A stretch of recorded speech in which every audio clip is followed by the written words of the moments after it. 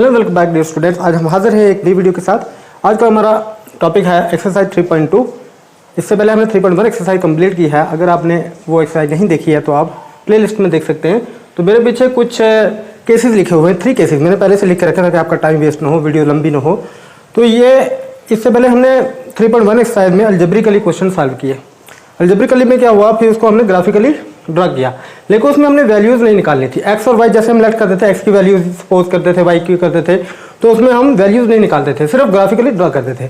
तो इस एक्सरसाइज में क्या होगा कि हम इसकी एक्स और वाई की वैल्यूज निकालेंगे। तो उसके लिए 3 तरह से हम निकाल सकते हैं। पहले इंटरसेक्टिंग पॉइंट, इंटरसेक्टिंग लाइन क्या होती है, पैरेलल लाइंस क्या होती है, कोइंसाइड लाइंस क्या होती है। पहले इन चीज तीनों को हम स्टडी करेंगे। देखिए ये पहले से मैंने बना के रखा हुआ है, मैं फिर से आपको बता रहा हूँ एक बार फिर से। देखिए जैसे मान लीजिए हमारे पास पेयर ऑफ लीनियर इक्वेशन, हमारे पास 2 इक्वेशंस होती हैं इसमें। मान लीजिए पहली इक्वेशन का सोल्यूशन हमारे पास स्ट्रेट लाइन बन गया, ठीक है ना, ग्राफ के ऊपर।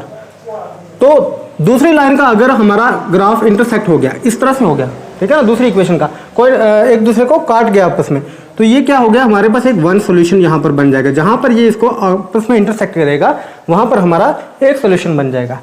और इसी को कहते हैं वन सोल्यूशन या यूनिक सोल्यूशन, ठीक है। और इसी का दूसरा नाम है कंसिस्टेंट। इसी को हम क्या कहते हैं, कंसिस्टेंट सॉल्यूशंस, ठीक है। कोई अलग चीज नहीं है, जो वन सॉल्यूशन होगा, जो यूनिक सॉल्यूशन होगा, वही हमारे पास कंसिस्टेंट सॉल्यूशन होगा। अब इसका मैं शॉर्ट फार्मूला भी आपको बताऊंगा कि हम इसको कैसे निकालते हैं। पहले देख लेते हैं सेकंड। अब सेकंड में पैरेलल लाइंस क्या है, इसको हम कहते हैं इंटरसेक्टिंग। इसको क्या बोलते हैं, इंटरसेक्टिंग। और ये है पैरेलल, इसको हम क्या कहते हैं, पैरेलल। इसको हम पैरेलल कहते हैं। अब पैरेलल क्यों हुआ, क्योंकि एक इक्वेशन का सॉल्यूशन हमारा स्ट्रेट लाइन आ गया और दूसरी का भी स्ट्रेट लाइन। जैसे हमने 3.1 एक्सरसाइज 3.1 का क्वेश्चन नंबर जो है 3 आपको मैंने करवाया था, वहां पर क्या हुआ कि ग्राफ हमारा जो है वो बिल्कुल पैरेलल लाइंस में आया था। तो उस कंडीशन में दोनों लाइन आपस में कट नहीं करती। अगर दोनों लाइन आपस में कट नहीं करती, इसका मतलब यह है कि इसमें कोई भी सोल्यूशन हमारे पास नहीं होगा। इंटरसेक्टिंग हो ही नहीं रही, तो इसका मतलब सोल्यूशन कहां से होगा। तो इसी को कहते हैं हम नो सोल्यूशन। इसी को क्या कहते हैं, नो सोल्यूशन या इनकंसिस्टेंट, ठीक है। अब फिर एक केस ऐसा भी आ सकता है कि मान लीजिए हमने दोनों इक्वेशन की वैल्यूज निकाली, तो एक इक्वेशन की वैल्यूज अगर हमारी ये आ गई और दूसरी इक्वेशन जो है उसकी भी वैल्यू इसी के ऊपर आ रही है, तो इसको हम कहेंगे कोइंसाइड, मतलब एक लाइन के ऊपर दूसरी लाइन का आ जाना। और इस कंडीशन में हमारे पास इनफाइनेटली मेनी सॉल्यूशन निकल आएंगे, इनफाइनेटली मेनी सॉल्यूशन, या इसको डिपेंडेंट कहते हैं। अब आप सोच रहे होंगे कि क्या हमने इसी तरह से इंटरसेक्टिंग, पैरेलल्स और कोइंसाइड के सॉल्यूशन निकालने हैं? नहीं, हम सिर्फ इक्वेशन को देखकर बता सकते हैं कि ये वन सॉल्यूशन होगा, ये इनफाइनेटली मेनी सॉल्यूशन होगा, या ये नो सॉल्यूशन होगा। तो उस चीज को हम देखते हैं कैसे हम कर सकते हैं।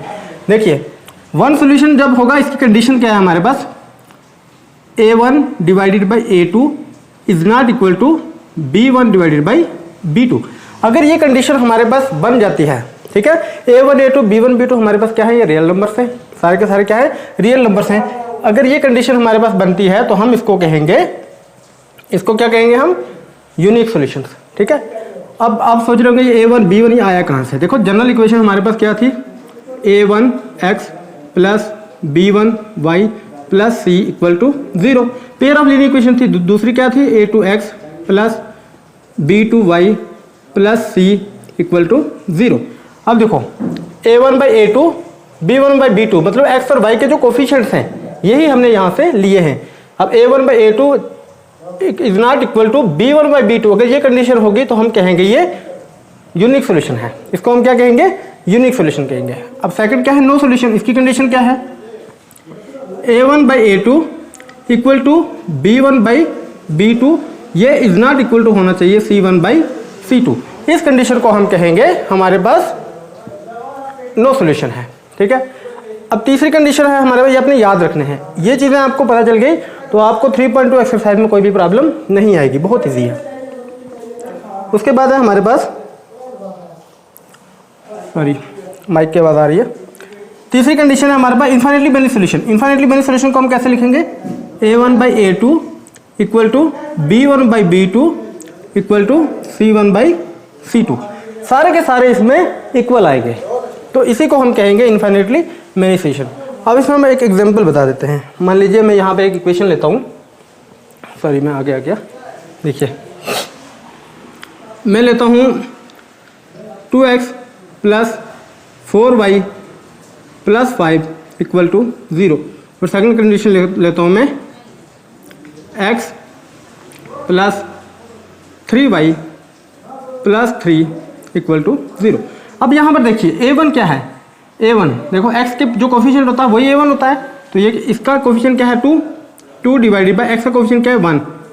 यहाँ पे लिखेंगे b1 क्या है हमारे पास 4 डिवाइडेड बाई 3।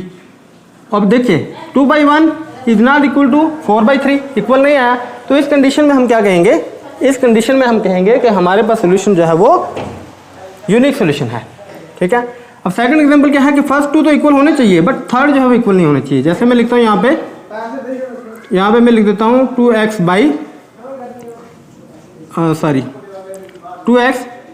प्लस 4y, वही इक्वेशन लिख लेते हैं, प्लस 5 इक्वल टू 0, मैंने वही इक्वेशन लिखी है, और नीचे मैं यहाँ लिखता हूँ 4x प्लस 8y और प्लस 8 इक्वल टू 0।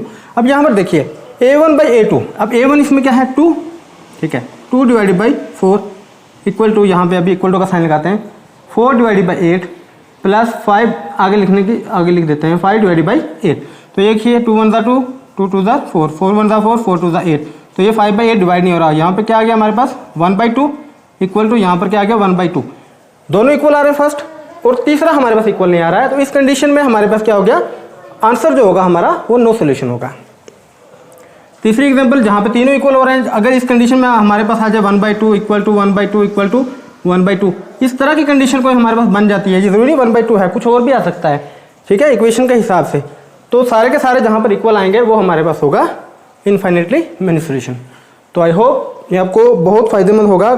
जो कम्पिटिटिव एग्जाम है उसमें भी ये इस तरह के जो है जनरल क्वेश्चन पूछ सकते हैं कि कंसिस्टेंट सोल्यूशन कौन सा होता है, इनकंसिस्टेंट कौन सा होता है, इंटरसेक्टिंग लाइन्स क्या होती हैं, पैरेलल लाइन क्या होती हैं, और कोइंसाइड लाइन कौन सी होती हैं। तो ये बहुत इंपॉर्टेंट है आपके एग्ज़ाम में, बोर्ड के एग्ज़ाम में 6 नंबर का क्वेश्चन इस एक्सरसाइज इस यूनिट में से आपको पक्का देखने को मिलेगा। तो आज हम अब शुरू करेंगे एक्सरसाइज 3.2 का फर्स्ट क्वेश्चन जो है, इसी के बेस पर उसको हम सॉल्व करेंगे।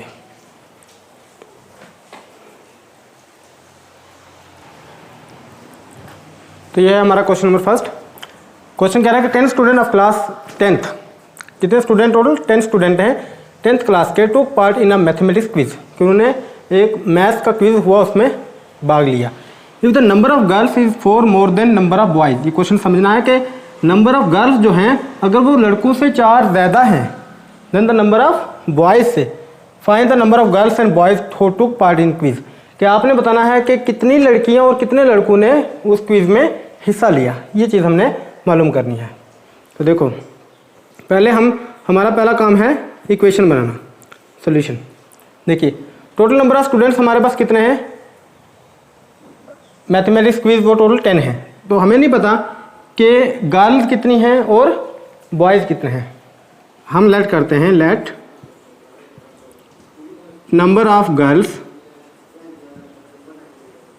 बी x, हमने लड़कियों के लिए मान लिया x, कितनी लड़कियां हैं टोटल जिसने हिस्सा लिया है क्विज में वो x है, और number of boys be y, हमने मान लिया कि नंबर ऑफ जो गर्ल्स हैं वो x है और नंबर ऑफ बॉयज जो हैं वो y है। देयरफॉर अकॉर्डिंग टू क्वेश्चन क्या कह रहा है, टोटल नंबर ऑफ स्टूडेंट कितने हैं 10, मतलब कि लड़कियां और लड़के दोनों मिलाकर कितने स्टूडेंट है हमारे पास 10। इसका मतलब लड़कियों के लिए हमने रखा x प्लस लड़कों के लिए रखा y, मतलब लड़कियां और लड़के दोनों मिलाकर कितने हैं हमारे पास, टोटल स्टूडेंट 10 है। ये इक्वेशन होगी हमारी फर्स्ट। सेकंड क्या कह रहा है, if the number of girls is 4 more than number of boys, कि लड़कियां जो हैं वो लड़कों से 4 ज़्यादा हैं। देखो सेकंड कंडीशन क्या कहती है, कंडीशन सेकंड वो ये कहती है कि लड़कियां इक्वल टू लड़के, मैंने लिख दिया कि x इक्वल टू वाई, क्योंकि हमने इक्वेशन बनानी है इसमें, और इक्वेशन क्या होता है जिसमें लेफ्ट और राइट साइड जो है वो दोनों इक्वल आए। वो कह रहा है पहले से कि लड़कियां जो हैं वो 4 ज़्यादा हैं, लड़के तो 4 ज़्यादा हैं, लेकिन इक्वल बनाने के लिए हमने क्या करना पड़ेगा, लड़के भी तो 4 ज़्यादा करने हैं, तो इक्वेशन क्या बन जाएगी y + 4। लड़कों में अगर 4 ऐड करेंगे तो लड़कियों के बराबर हो जाएंगे, क्योंकि इनने कहा कि girls is 4 more than the number of boys, की लड़कियां पहले से ही लड़कों से 4 ज़्यादा हैं। अगर ज़्यादा है तो हमने कहाँ ऐड करना है, लड़कों में, तभी जाके इक्वेशन बराबर होगी। तो ये होगी इक्वेशन सेकंड।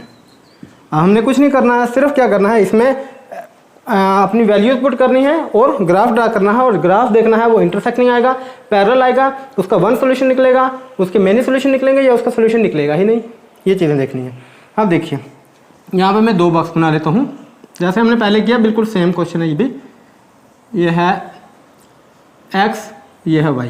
एक और बना लेते हैं यहाँ पर, ये भी x और ये y। ये हो गया इक्वेशन फर्स्ट के लिए, ये हो गया इक्वेशन सेकंड के लिए। अब देखो फ्रॉम फर्स्ट से हम ले लेते हैं इक्वेशन फर्स्ट से, x plus Y equal to 10।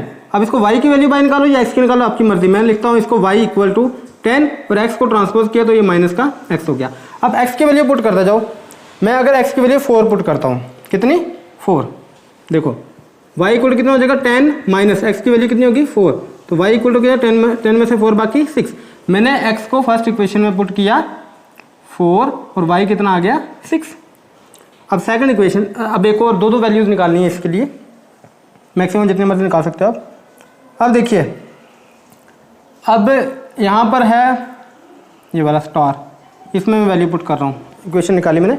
अब देखिए 10 माइनस एक्स, अब x की वैल्यू में क्या पुट करूँ, अगर 6 पुट करूँ या आप कुछ भी 5 पुट कर सकते हो पुट।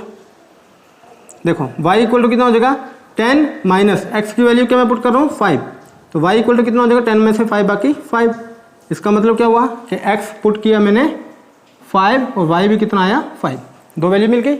अब इसी तरह से फ्रॉम इक्वेशन सेकंड, इधर आ जाइए, देखिए सेकंड इक्वेशन क्या है, x equal to Y plus 4, x equal to Y plus 4, ये हमारी सेकंड इक्वेशन है। अब इसको देखिए, अब यहाँ पर y की वैल्यू पुट करते जाओ, तो कर लीजिए, पुट करते हैं हम, y क्या पुट करते हैं, y इक्वल टू पुट कर लेते हैं 6 ही कर लेते हैं, तो x कितना हो जाएगा, x इक्वल टू हो जाएगा 6 प्लस 4, x इक्वल टू कितना हो जाएगा 10। तो यहाँ पे मैंने क्या पुट किया, यहाँ पर मैंने x की वैल्यू, y की वैल्यू 6 पुट की और y की वैल्यू 6 पुट की और x की वैल्यू कितनी है हमारे पास 4, ठीक है, सॉरी x की वैल्यू 10 आ गई, x की वैल्यू कितनी आ गई 10, इसको देख लेना। ये देखिए y 6 तो x कितना आया 10। अब पुट कीजिए y इक्वल टू, कुछ भी पुट कर सकते हो आप, 2 पुट कर लिए मैंने, तो x इक्वल टू कितना हो जाएगा, ये देखिए 2 प्लस 4 कितना हो गया 6, तो x कितना हो जाएगा 6। मैंने 2 पुट किया y का और x कितना आ गया मेरे पास 6, ठीक है। देखो 2 प्लस 4 कितना आ गया 6, तो x की वैल्यू कितनी आ गई 6 और y कितना पुट किया हमने 2। अब इस सिचुएशन को हमने क्या करना है, ग्राफ पे ड्रा करना है सेम, और उसमें से अगर लाइन हमारी इंटरसेक्ट हो रही है तो उसमें से वैल्यूज निकलेंगी। जैसे अभी मैं ग्राफ यहाँ पे ड्रा करता हूँ,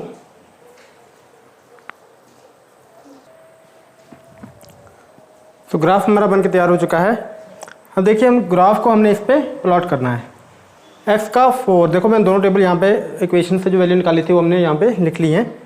अब x देखो हमारे पास कितना 4 है, y का 6, देखो x का 4 हमारा कहाँ पर है, ये वाला, और y का 6 कहाँ पर है, ये x एक्सिस है और ये y एक्सिस, 4 और यहाँ पर सीधा हम ऊपर जाएंगे 6 के पास, यहाँ पर देखिए यहाँ से सीधा ऊपर, और ये है हमारा पॉइंट 6।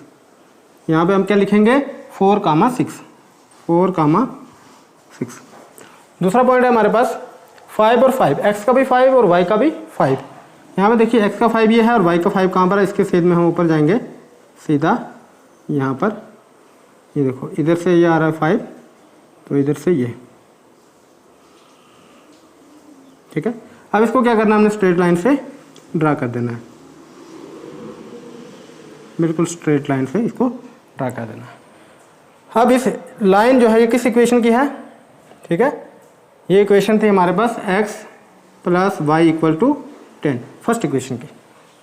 और दूसरा देखिए, अब x का 10 y का 6, x का 10 कहाँ पर है ये, और y का 6 कहाँ पर है, देखो इसके छेद में ऊपर जाएंगे यहाँ पर, और y का 6 यहाँ कहीं आ रहा है, ये वाला, और बिल्कुल इसके छेद में यहाँ पे पॉइंट लगा देंगे। यहाँ पे क्या लिखेंगे 10,6, 10,6, और ब्रैकेट है 10,6। अब 6x का y का 2, देखो x का 6 ये वाला है और y का 2 कहाँ पर है, y का 2 हमारा आ रहा है यहाँ पर कहीं,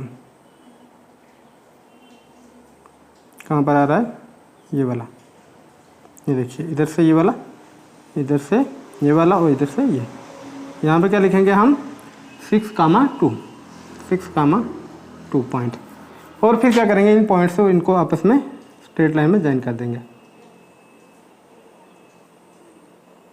देखो वही इक्वेशन का नाम में क्या लिखूंगा, x equal to Y plus 4, यही थी ना इक्वेशन। अब देखो हमारा ये इंटरसेक्टिंग लाइन, अभी मैंने सबसे पहले जो आपको बेसिक करवाया था उसमें बताया था कि इंटरसेक्टिंग लाइन, जब दो इक्वेशन की लाइंस आपस में इंटरसेक्ट हो रही है तो इसका मतलब हमारा यूनिक सोल्यूशन होगा और ओनली वन सोल्यूशन वहाँ पर निकलेगा। देखिए अब ये इंटरसेक्टिंग लाइन कहाँ पर हो रही है, देखो इसके नीचे अगर हम आएंगे यहाँ पे सीधा, यहाँ पर क्या है x का 7 और इधर अगर हम आएंगे तो क्या आ जाएगा, देखिए y का 3, इसका मतलब हमारा x की वैल्यू क्या आ गई 7, y की वैल्यू कितनी आ गई 3, तो यही हमारा सोल्यूशन जो हमने निकालना था। देखिए therefore from the graph x equal to 7 और y इक्वल टू कितना आया 3, क्योंकि इसी के सामने इंटरसेक्ट हो रहा है, जहाँ इंटरसेक्ट हो रहा है वहीं पे वैल्यू देखनी है।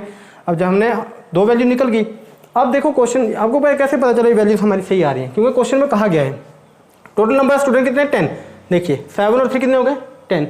उसके बाद इन्होंने कहा कि लड़कियां जो हो 4 ज़्यादा हैं लड़कों से, लड़के कितने हैं 3 और लड़कियां कितनी हैं 7, कितने ज़्यादा हैं 4, तो इससे हमारा क्वेश्चन वेरीफाई हो चुका है और ये था हमारा फर्स्ट क्वेश्चन। आई होप आपको समझ आया होगा, तो हंसते रहिए, मुस्कुराते रहिए, स्वस्थ रहिए। फिर मिलेंगे अगली वीडियो में। Thank you.